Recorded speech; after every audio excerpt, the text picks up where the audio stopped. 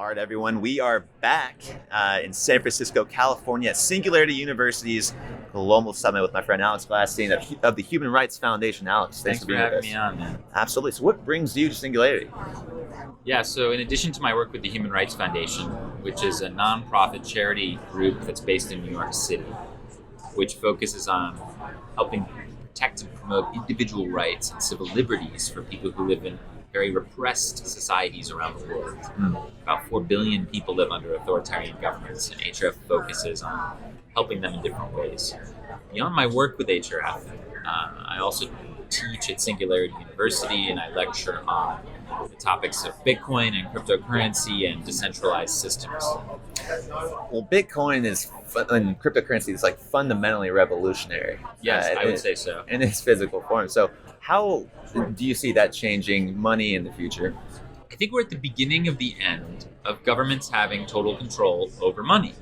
So in the modern age, governments issue money, they print money, they print pieces of paper, and they declare the value of that via fiat, via decree. And this is kind of how the system has run for quite a while, right? And they can print more whenever they want more. And a lot of governments around the world have used that power, right? So you're seeing like super high inflation or like hyperinflation in quite a few countries. Obviously, the most recent example is Argentina, where the currency just lost like 20 to 30% of its value in a matter of days last week. Venezuela has been hyperinflating for years. They have a 10 million% inflation rate because the government just keeps printing money. Turkey, Iran, Somaliland, I can continue naming countries that have printed too much money. There's even been a currency crisis in China recently where the currency has gotten more weak. So not everybody has access to the US dollar, okay? So when people think about what work is, when you work for a wage, right? And you're turning your time and your effort into something, right? Into value, right? That you want to basically hold its value over time, right? You want to turn your work and energy into something that can basically be traded for other goods and services, right? So that's really what money is, right? And when you have access to the US dollar and easy access to being able to take out lines of credit or easy access to take out loans, for example, to buy a house or to buy a car, the money system appears to work really well, right? So in America, the money system works really well, but not for everybody, right? For billions of people around the world, their money sucks. It doesn't hold value very well. It depreciates really fast, and they can't get the dollar. It's like hard for them to get dollars. So this is the problem today, and Bitcoin is like coming right in to provide an alternative for people. So because in order to acquire Bitcoin, you don't need to set up a bank account. You don't need to prove your identity or show ID. You can just get Bitcoin, okay? You don't need to provide any sort of government-issued ID. Anyone can access it, right? So it provides anybody a permissionless entry into an asset that governments cannot print more of. This is really exciting because, unless you're super wealthy and you can get real estate or blue chip stocks, or dollars, there's not a whole lot out there that these folks can hang their hat on when it comes to I just worked and I just got $1,000 worth of wages. What do I do with it, right? A lot of people don't have a lot of options. Well, now they have access to an asset where no one can stop them from acquiring it and moving it around the world. So this is a pretty revolutionary upgrade on money. At the same time, we're seeing companies start to enter the fray. So again, whereas governments used to have total monopoly over money, and now we're seeing open source code, essentially in the form of Bitcoin, start to compete. I would call that people's money instead of government money. We also now have corporate money, right? So Facebook has announced its plans to launch Libra, which will probably launch next year. So this will be a money that's native to Facebook's applications. Oh, okay. So the idea would be WhatsApp, for example, which is dominant around the world. People in India, Nigeria, Venezuela dominantly use WhatsApp every day, right? So imagine being able to use a native money inside of WhatsApp. That would be really freaking convenient, right? And what's even cooler is that this native money will be pegged to the dollar or the euro, these stable currencies. So it'll potentially give hundreds of millions of people access to a stable currency. So when you're thinking about living in Nigeria and you've got the naira, which depreciates all the time and is a really terrible store of value over time, right? those folks will now be able to get access to Libra. So they'll be able to get access to better money than they had before. So I'm actually kind of bullish on what Facebook's project is going to mean for a lot of people. But I'm a lot more bullish on Bitcoin because it doesn't have any restrictions at all, right? It is something that does not discriminate, cannot discriminate. Doesn't care what gender you are, what religious minority you are. Anyone can access it. You don't need to prove anything about yourself. You don't need to have an identity to access it, and that's like the key part. We hear a lot about banking the unbanked. Well, this kind of like throws that out the window. The unbanked aren't ever going to be banked. Like there's a lot of people who are unbanked today who don't have a brick and mortar bank account who are never going to have a brick and mortar bank account. This is what we call leapfrogging in technology, right? So they're going to go from not having a bank account to having a cryptocurrency wallet, right? To using something like Bitcoin or Libra for all their daily needs, right? And arguably that's going to be better. Let's just stick to cryptocurrency and Bitcoin for now. I mean, Bitcoin excites me. Again, I think it is a revolutionary concept. The thing for me that was difficult to picture as a currency is how fast it shot up in value. And most currency doesn't really do that. Is there any like limitations or things that might scare some people away from investing in something like that? That's why most people have a negative viewpoint of Bitcoin is they think it's too volatile to be useful. Yeah. Now, what's interesting is that over its time, it has gone from something which is really just a science experiment created by someone named Satoshi Nakamoto. We don't know who created Bitcoin, but in 2009 they launched the Bitcoin software, and people were mining Bitcoins with their laptops at home, and they weren't worth anything for a long time. One day, people decided that a Bitcoin was going to be worth a certain amount of pennies, right? And then over time, more and more people got involved, and they realized that this thing was really cool, really interesting, and the price started to go up as there were more users that entered the system, and as more adoption increased, the price continued to go up. The thing is, there's no monetary policy in Bitcoin, so no one can like print more when there's more demand to like stabilize the economy. There is no one in charge. It is decentralized. That's why it's so exciting. So that means it's going to be really volatile for a long time. So the volatility will continue to remain. It'll be insanely volatile for a long time. But what people need to understand is that it's upward volatility over time. It goes down, but it goes up again, right? So that's different from fiat currency volatility, which only goes down. So the most stable fiat currency ever is the British pound. The British pound has lost 99.5% of its value since it was created. Okay, the dollar has lost more than 80% of its value since it was created, against things like gold, right? So fiat currencies are only going down, right? They inflate, they dilute in value. And over time, this hurts the saver. This hurts the individual who's saving money, right?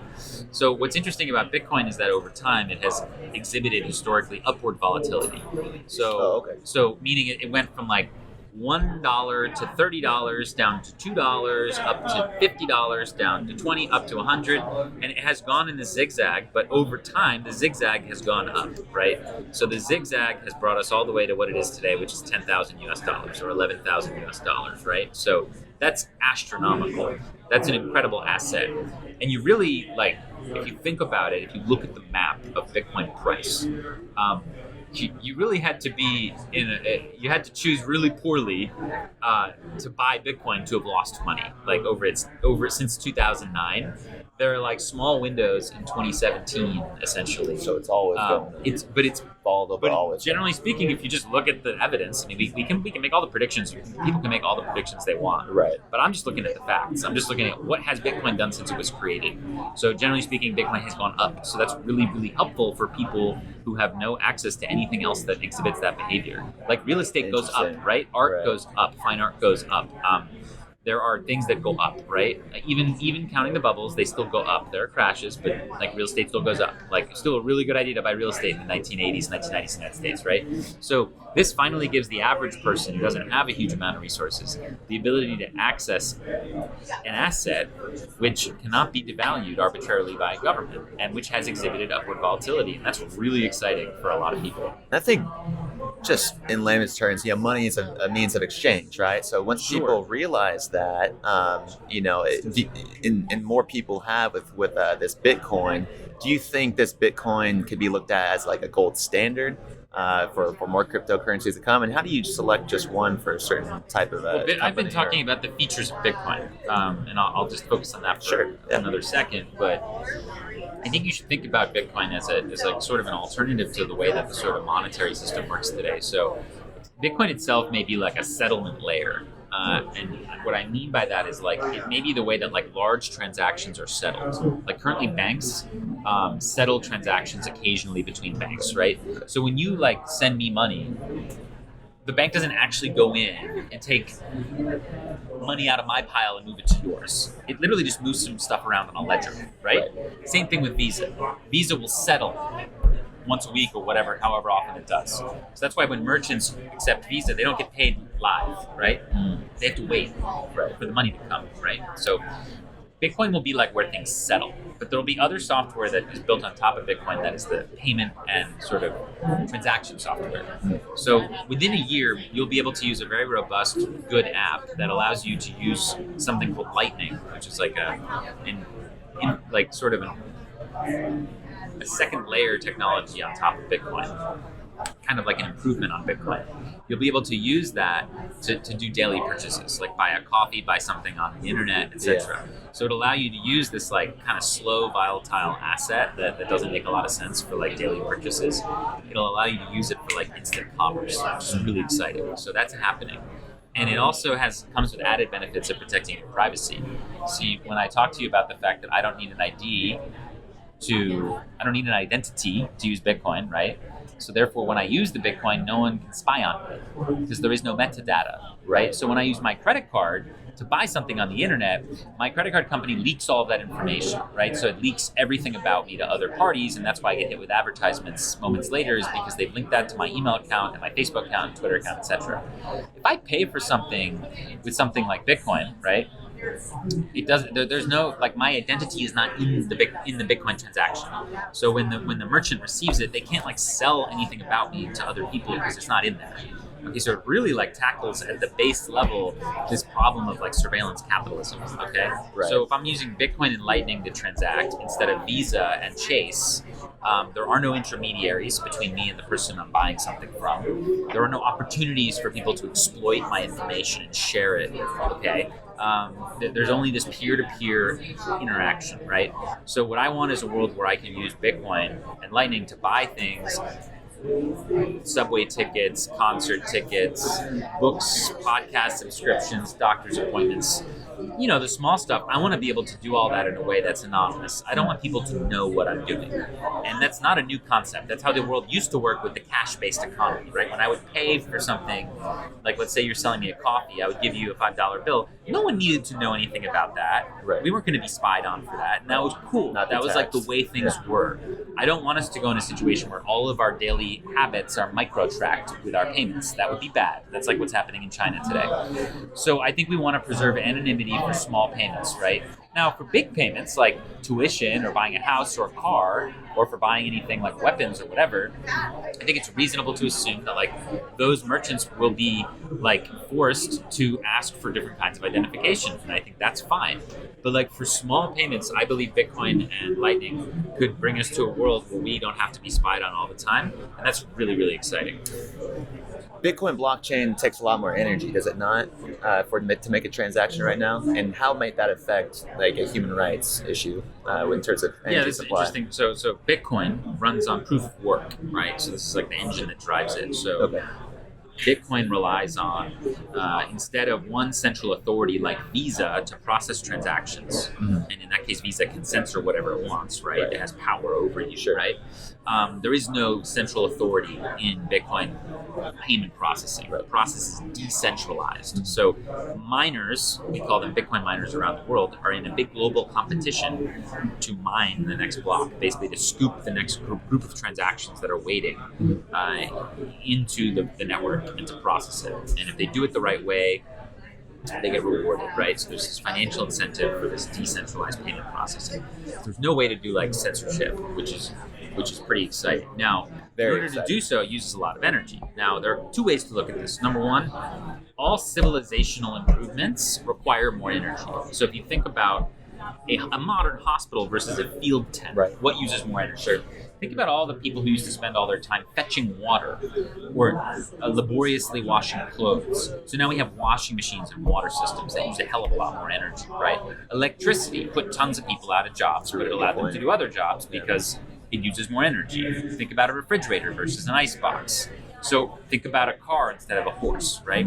So civilization advances according to how much energy we spend. This is like an observable thing. Bill Gates recommended a book about this by Václav Smil about the energy of civilizations. It's like a history of energy, okay?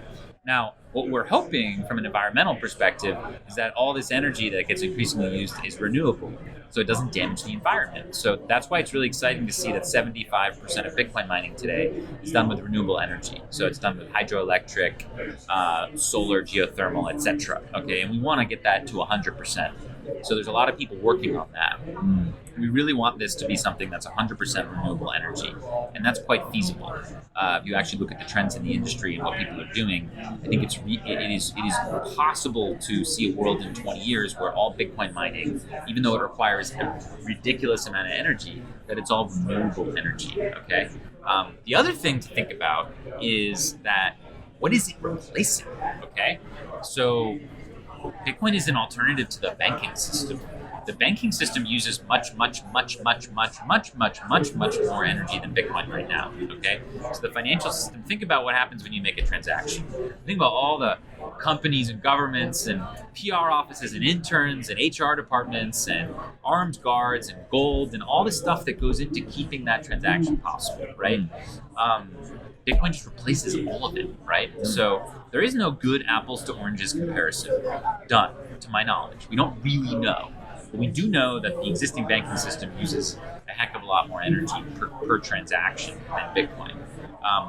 We'll have to see how that goes, but it's something also to think about. Like, this isn't like what an example of something that'd be like a waste of energy would be like Christmas lights to me. So Christmas lights use more energy than Bitcoin. Yeah. So just in America. So I would argue that Christmas lights are like really cosmetic. They don't really add value to society. They're kind of pretty, but like we could certainly not use Christmas lights. Like Christmas lights? I mean, I love Christmas, but like we could not use Christmas lights and save a tremendous amount of energy. But no one's arguing about Christmas lights. Why? What do you think? Because everyone loves Christmas. Okay, right. Well, there could be different answers, but people are like picking on the energy thing as a way to attack Bitcoin, which is really bizarre. Like, well, let's just be fair. Let's pick on like Christmas lights. Like Bitcoin provides this incredible value. Like Bitcoin provides a tool for us to transact value in a way we've never been able to do before without a central authority and in a way that doesn't require us to have a bank account. It's like this incredibly liberating tool. It's really valuable to a lot of people around the world. So it's not a waste of energy. You know, like what Christmas lights would be a good example of a waste of energy. So people need to be really careful about the way that they have this debate. They should be aware that the overwhelming majority of Bitcoin mining is done with the renewables, okay, number one, and that there are people trying to make that even higher. So they should join that effort if they want the money system to be renewable. The existing banking system is much more fossil fuel based than Bitcoin. So like let's actually flesh this out and look at this. And the second thing is an awareness that like increased technology does use more energy than stuff that it replaced. Okay, so just to go back to one more example, like when I used to want to communicate with you around the world, I had to like go cut down a tree, write it, like cure the paper, kill some animals or whatever, break up some rocks to make ink, write the ink on the paper, put it in another piece of paper, put it on a horse, send it halfway around the world on a boat, and then you would read it, right? Now we just like send an email, right? So think about the difference there, right? So one was a lot more laborious and may have took like less net energy, but we have advanced as a civilization. So I mean, that's just the way things go, and people should study the history of energy. Like new advancements will use more energy. Our job is to make sure that it doesn't hurt the planet and that it helps. So I think there's an opportunity there. This doesn't really relate so much to human rights, but it's something I wanted to go down that path a little bit with you. Yeah, no, totally. And thanks for sharing. I think I've never heard that perspective before, and I think that's a great way you phrase that compared to the two. So back to the original point, though. Yes. Everything that you've covered has been revolutionary, and can be revolutionary in terms of no more data for governments. They can't collect my information. I'm not giving away my bank account information to hackers that could potentially hack a centralized system. You can do transactions in Bitcoin without disclosing your personal identity stack, your home address, your name, your email, your phone number. Thanks for correcting me. No, you're right. You're right. I guess the point I'm trying to get to is, how do we work with the governments? Is this something that's completely going to strip them of all their power over us, or is this something that can be worked out? Well, I mean, taxing. Yeah, we can look at things like the mobile phone and email and understand that this did chip away at government's ability to control people. Yeah. But it also allowed us to innovate and get better and get more effective as a human race, right? These are like really good improvements in our ability to interact with, innovate with, and communicate with each other, right? So governments are going to be afraid at first, right? Because it's going to take their power over money away from them. Or it's going to start to, a little bit, bit by bit. It won't be like in one day, but like over 5 years, 10 years, 25 years, the governments will have a lot less power over money than they used to. This is like kind of obvious. Now, I think what they should view is two things. Number one, they should be competitive. Like, your government should be the government that's like open to this innovation, and like you want to be the next Silicon Valley, right? Like you want to be the place where all this innovation goes down so that you can benefit from it and attract the top talent. You don't want to be introducing draconian legislation to drive people away, because then they're going to go build it somewhere else. You know, there's not going to be a global ban on this. That's not going to happen. So it would be smart for governments to like welcome this and try to figure out how to capture value. That would be number one. Number two is like, you're going to hear a lot is this like, oh, only bad people are going to use this, or terrorists or drug dealers or whatever. It's the same argument people made about the internet. It literally is the same. If you go back and read, people were like, the internet is going to empower pedophiles and sex traffickers and drug dealers and terrorists. Hysteria. Well, you know what? Yeah, all those people could use the internet, but that's not the net impact it made on humanity. Right. Like, it actually just allowed anybody in the world to gain access to all the world's knowledge, right? Pretty amazing, right? So people have a really simplistic view of this. What people should think about is that the vast majority, overwhelming, virtual, almost all financial crime in the world happens with fiat money through banks. And the criminals are banks and governments. They commit almost all the crime. It's not the dude down the street who like didn't pay his taxes, okay? It's HSBC laundering hundreds of millions of dollars or billions of dollars. It's governments committing massive fraud, okay? So if we look at the total amount of financial crime in the world, it is overwhelmingly done by banks, corporations, and governments, right? So Bitcoin has a real ability to start to check some of those excesses, okay? Yeah. And I think it's pretty exciting in that regard. It allows people to have a little more control over their money, and allows us to check their excesses. I see it very much as a progressive technology, very much in the same way that the internet allowed us to like democratize access to information to people, and in the way that democracy kind of like ended the monopoly over governance from like kings and tyrants, right? So democracy distributed power to the people, right? Tremendously progressive force that now has changed almost half the world. The internet did the same thing. It democratized information. Bitcoin's going to democratize money. So you see it as I think is quite an exciting development that potentially could liberate tons of people and give them a little more power and check the excesses of like big governments and corporations. Which is unfortunately kind of the world we live in today. And Alex, I think all of these efforts, obviously, towards those human rights, towards giving people liberty, freedom, empowering them to take control of their own money, their own finances, this takes a vision. Obviously, you're positively obsessed with this vision. Yes. And this takes a lot of leadership. Now, the question to you is, what is your definition of a real leader? Well, in the context of our conversation, I would say that a leader in this space would be able to shrug off some of the skepticism and kind of see through to the potential opportunities here, and be humble, okay? Be humble about their belief system, and be able to understand that like there have been things which have changed everything in the world, right? There have been developments which have been paradigm shifts, right? And not to be too arrogant about how they think money works, and just to like step back for a second and just consider these things that I've said, many others have said, and observe what's happening around the world as people are starting to use this new technology to empower themselves and escape from like financial oppression. So a real leader here would kind of like strip themselves of their sureness about the future and about the existing system, and be a little open-minded to the fact that big things might be coming, right?